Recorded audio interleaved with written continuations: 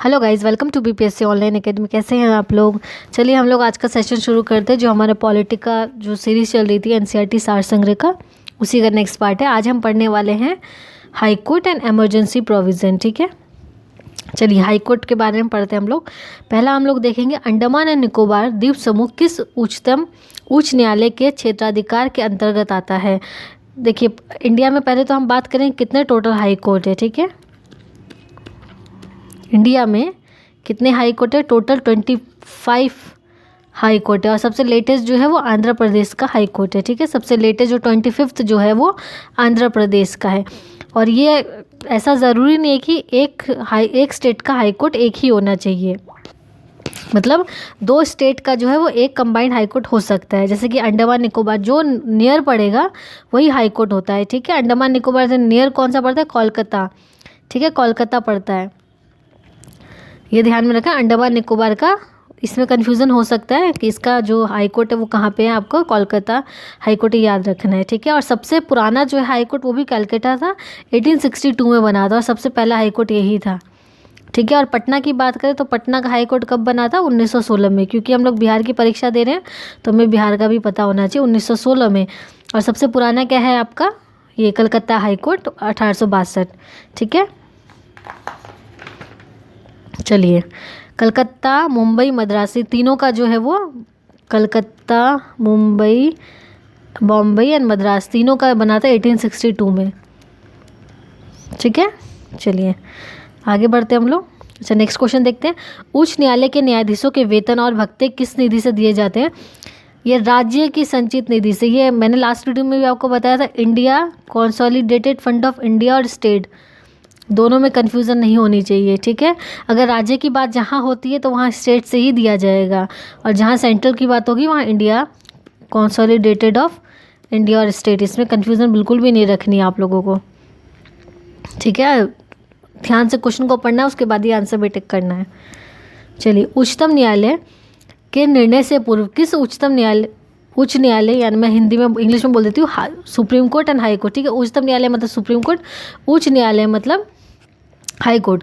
Supreme court के निर्णय से पूर्व किस उच्च न्यायालय ने यह निर्णय दिया है कि एक ही बार में 3 तलाक आने से तलाक होना गैरकानूनी है? तो ये किसने दिया था? सुप्रीम कोर्ट से पहले किसने दिया था? सिंपल सी बात पूछ रहा है तो इलाहाबाद के हाई कोर्ट ने दिया था। ठीक है, उच्च न्यायालय का न्यायाधीश अपना त्यागपत्र किसे देगा? तो प्रेसिडेंट को देगा, चाहे वो हाई कोर्ट का हो चाहे वो सुप्रीम कोर्ट का। क्योंकि अपॉइंट इनको प्रेसिडेंट ने किया है तो इनका जो त्यागपत्र होगा ये भी प्रेसिडेंट को ही जाएगा। ठीक है, उच्च न्यायालय के न्यायाधीशों की सेवानिवृत्ति की आयु क्या है? तो 62 ईयर्स है। ठीक है, क्या होती है? और सुप्रीम कोर्ट की कितनी होती है? सुप्रीम कोर्ट की 65 होती है, हाई कोर्ट की 62 ईयर होती है। चलिए आगे बढ़ते हैं हम लोग। जब सर्वोच्च न्यायालय किसी व्यक्ति अथवा संस्था के उसके दायित्व के निर्वहन हेतु रिट जारी करता है तो उस लेख को क्या कहते हैं? जो हाई कोर्ट होता है ना, 5 तरह के रिट जारी करते हैं। ठीक है, हाई कोर्ट सुप्रीम कोर्ट दोनों 5 तरह के।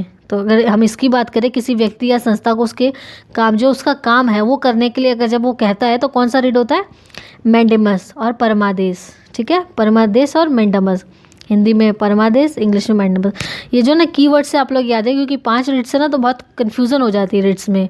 ठीक है, तो आप लोग कीवर्ड से याद रखेंगे। किसी व्यक्ति और संस्था को आदेश देता है, यानी उसी के काम को करने की जब गाइडलाइंस दी जाती है, आदेश दिया जाता है, तो उसको मैंडेमस कहा जाता है।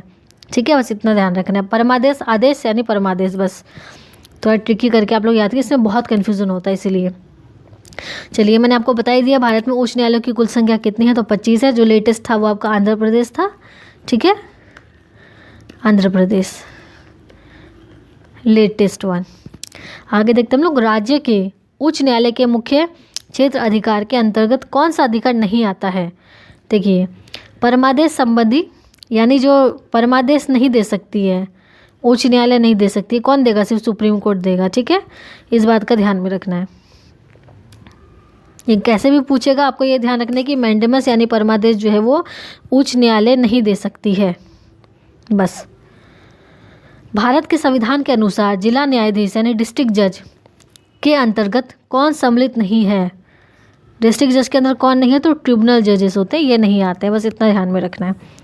चलिए नेक्स्ट देखते हैं हम लोग। निवारक निरोध के अंतर्गत एक व्यक्ति को बिना मुकदमा चलाए कितने समय तक बंदी बनाकर रखा जा सकता है, तो 3 महीने तक बना के रखा जा सकता है, ठीक है। मैक्सिमम 3 मंथ्स होता है ना, बिना मुकदमा चलाए हम रख सकते हैं, तो 3 मंथ के लिए रख सकते हैं।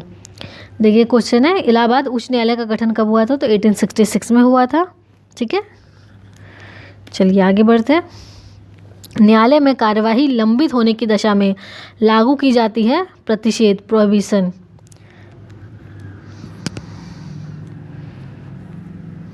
एक सेकेंड, हाँ,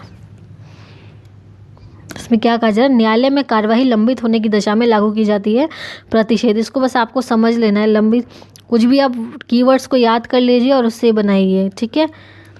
क्योंकि ये जो रिट्स होते हैं ना बहुत कंफ्यूजिंग होते हैं, तो इसीलिए आप लोग ऐसे कुछ ट्रिक बना लीजिए, लंबित, प्रतिषेध, अपने हिसाब से जो आप बना सकते हैं, ठीक है। बाकी आपको ये याद रखना पड़ेगा। उच्च न्यायालय की प्रथम महिला न्यायाधीश कौन थी, तो ऐना चांडी थी, जो कि केरला की रही हैं, ठीक है, केरला।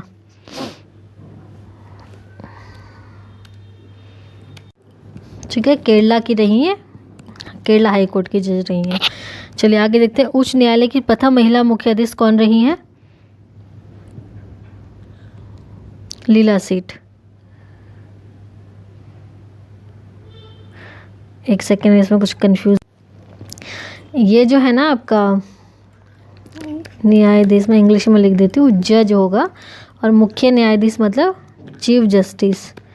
जैसे सुप्रीम कोर्ट के चीफ जस्टिस होते हैं उसी तरीके से हाई कोर्ट के भी होते हैं, तो इसमें ज़्यादातर जो है ना कन्फ्यूज़न हो जाती है, ठीक है। तो इसमें कन्फ्यूज़न नहीं रखना है। अगर पहली महिला जज की बात आती है तो ऐना चांडी होगा, और अगर पहली महिला चीफ जस्टिस की बात होती है तो लीला सेठ होगा। इसमें कन्फ्यूज़न नहीं रखना है, ज़्यादातर जो है ना इसी टॉपिक पे कन्फ्यूज़न हो जाता है। मैं यहाँ दोबारा लिख देती हूँ, महिला न्यायाधीश मतलब जज, आप लोग स्क्रीनशॉट ले लीजिएगा, केरला, और मुख्य न्यायाधीश मतलब सीजे ऑफ हाई कोर्ट, ठीक है, लीला सेठ। दोनों में फ़र्क होता है ना, इस बात को ध्यान रखना, भी स्क्रीनशॉट ले सकते हैं।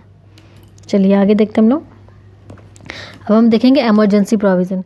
आपातकाल के समय किसके द्वारा किसी राज्य विधानसभा की अवधि बढ़ाई जा सकती है। जब भी आपातकाल लगता है तो राज्य के जितने भी कानून हैं वो राष्ट्रपति के पास चले जाते हैं। राष्ट्रपति के पास चले जाने के बाद जितने भी विधानसभा का जो कार्यकाल बढ़ाया जा सकता है वो कौन बढ़ाएगा, पार्लियामेंट बनाएगी, यानी कि संसद बनाएगी, ठीक है। चलिए आगे देखते हैं। किसने कहा था कि राष्ट्रपति का आपातकालीन अधिकार संविधान के साथ धोखा है। हृदयनाथ कोंगू ने कहा था, ठीक है, हृदयनाथ कुनगुनी जी ने कहा था इस बारे में। चलिए आगे देखते हम लोग। राज्य में राष्ट्रपति शासन किसकी सलाह पर लागू किया जा सकता है। अगर राज्य की बात हो रही है तो गवर्नर की सलाह पर किया जा सकता है, ठीक है। राष्ट्रपति शासन अधिकतम कितनी अवधि तक लाया जा सकता है, तो 3 साल तक के लिए लाया जा सकता है, मैक्सिमम 3 ईयर्स। और हर 6 महीने पे इसको क्या करना होगा, आपको अप्रूवल लेना होगा, यानी कि 3 साल तक लगातार नहीं हो सकता, हर 6 महीने पे आपको क्या करना पड़ेगा, अप्रूवल लेना होगा, यानी कि पास कराना होगा पार्लियामेंट से। भारतीय संविधान के किस अनुच्छेद के अंतर्गत भारत सरकार का दायित्व है कि वह बाहरी आक्रमण एवं आंतरिक अशांति से राज्य की रक्षा करे। जब भी बाहरी आक्रमण की वजह से या बाहर में जो भी कुछ प्रॉब्लम चल रही है वर्ल्ड में, उसकी वजह से इंडिया में अगर इमरजेंसी लागू होती है तो आर्टिकल 355 के तहत लगेगी। देखिए 3 तरह की इमरजेंसी आप ऐसे याद रखिएगा, NSF 52, 56 और 60। 352, 356, 360। National 352, state 356, financial 360। फाइनेंशियल आज तक लगी नहीं है हमारे देश में, और भगवान करे कभी लगे भी ना, ठीक है। चलिए आगे देखते हैं हम लोग। भारतीय संविधान के किस अनुच्छेद के अंतर्गत किसी राज्य में राष्ट्रपति शासन लागू किया जा सकता है। 356 मैंने भी बताया, 354, 356, 360। NSF ऐसे याद रखिएगा तो याद रहेगा। संसद द्वारा आपातकालीन की घोषणा का अनुमोदन कितनी अवधि अंतराल में होना आवश्यक है, तो 1 मंथ। मतलब जब घोषणा करते हैं ना, उसका जो रिक्वेस्ट आपको देनी है वो 1 महीने पहले होना, 1 महीने के अंदर अंदर होना आवश्यक है। उसके बाद ही आप जो है वो आपातकालीन लागू कर सकते हैं। अचानक से आप नहीं कर सकते किसी भी चीज़ को, तो ये याद रखना 1 महीना, ठीक है। भारतीय संविधान के अनुच्छेद 356 के अंतर्गत राष्ट्रपति शासन सर्वप्रथम किस राज्य में लागू किया गया था? स्टेट की बात हो रही है तो स्टेट में सबसे पहले कहाँ लागू हुआ था? ठीक है, पंजाब में लगा था। और कमेंट सेक्शन में बताइए तो ईयर कौन सा है इसका, कमेंट में बताइए। तो ये हम बिहार की बात कर लेते हैं, बिहार में, ठीक है, बिहार की बात करते हैं। बिहार में पहली बार कब लगा था राष्ट्रपति शासन? आप लोग को पता होगा, बताइए बिहार में कब लगा था। चलिए मैं ही बता देती हूँ कमेंट सेक्शन में, आप लोग तो रिप्लाई करते नहीं हैं। बिहार में अभी तक जो है वो 8 बार लग चुका है, ठीक है। लास्ट जो लगा था वो 2005 में लगा था, 8 बार अभी तक लग चुका है। आखिरी बार 2005 में लगा था और पहली बार लगा था 1968 में, भोला पासवान जी जब सीएम रहे हैं उस समय, भोला पासवान शास्त्री, भोला पासवान जी रहे उस समय लगा था। और गवर्नर कौन थे? तो नित्यानंद कोनंगू जो गवर्नर थे उस समय लगा था। 8 बार अभी तक लग चुका है हमारे राज्य में, ठीक है।